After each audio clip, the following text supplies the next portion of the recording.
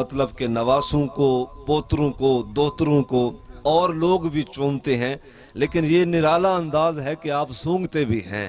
تو آقا کریم صلی اللہ علیہ وسلم نے ارشاد فرمایا کہ چومتا اس لیے ہوں کہ ان سے جنت کی خوشبوئیں آتی ہیں، یہ جنت کے شہزادگان ہیں تو ان سے جنت کی خوشبوئیں آتی ہیں۔ یار کتنے سعادت مند لوگ، مطلب کہ آپ انصاف کریں، اس بات پہ تھوڑی فکر لے کے آئیں کہ حضور چومتے بھی ہیں، سونگھتے بھی ہیں، چومتے بھی ہیں، سونگھتے بھی ہیں۔ یہ نرالا پیار ہے، یہ انوکھا پیار ہے، اور دکھایا جا رہا ہے کہ اس طرح اللہ اکبر، اللہ کے حبیب، کائنات کے وہ نبی، اللہ اکبر، جن کی خاطر کائنات سجائی گئی، تو ان بابرکت، مبارک اور تکریم والی ہستیوں سے حضور اس انداز کے ساتھ پیار فرمایا کرتے ہیں۔ آقا کریم صلی اللہ علیہ وسلم کی خدمت حسن کے اندر میں اس عنوان سے جو ہے وہ معروف احادیث مبارکہ عرض کر رہا ہوں، جو پہلے آپ نے ہو سکتا ہے کہ سنی ہو۔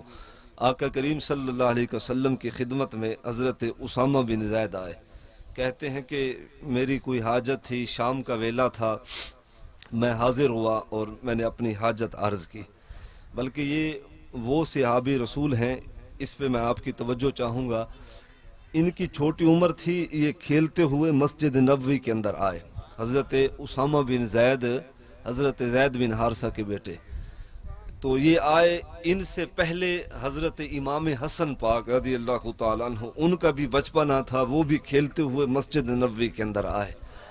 انہوں نے دیکھا کہ ان کے نانے محترم سامنے مصلی پہ تشریف فرما ہے۔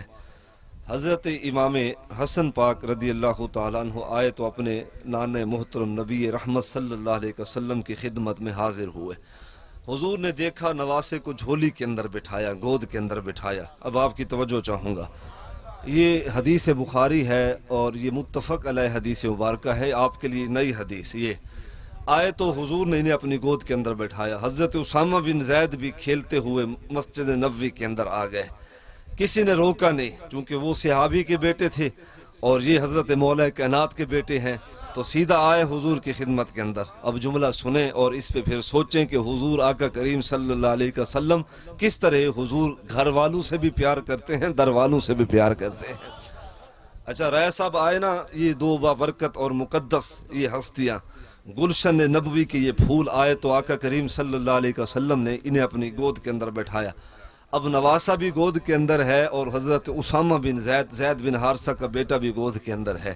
حدیث بخاری ہے، آقا کریم صلی اللہ علیہ وسلم نے ہاتھ اٹھائے، اللہم انی احبہما و احب من یحبہما، اے اللہ ان سے میں پیار کرتا ہوں، مالک تو بھی ان سے پیار فرما۔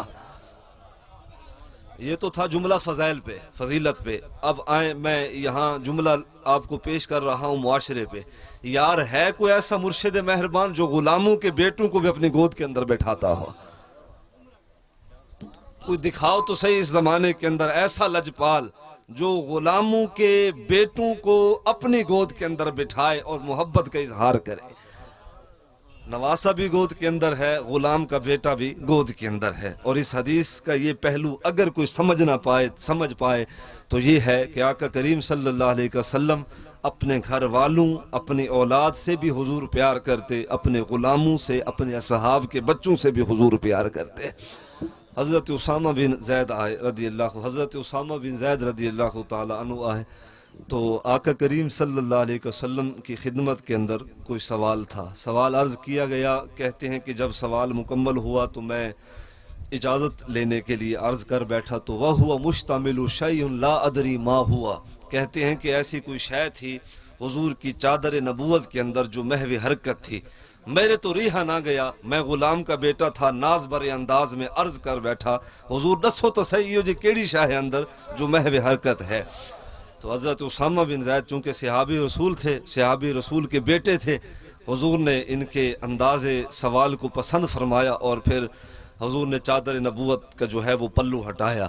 حضرت اسامہ بن زید کہتے ہیں کہ میں اپنے نگاہاں دے نال میں ڈٹھا کہ فکشفہ فائز الحسن والحسین، کہتے ہیں کہ اس وقت رات کا ویلا تھا، شام کا پہر تھا، چادر نبوت کے اندر سینہ علم نشرح کے ساتھ ایک پاسوں حضرت سیدنا امام حسن پاک تشریف فرما ہن تے دوجھے پاسوں حضرت امام حسین پاک جلوہ فروز ہن پہ، اور پھر نہ حضور نے تعارف کروایا. اللہ اکبر.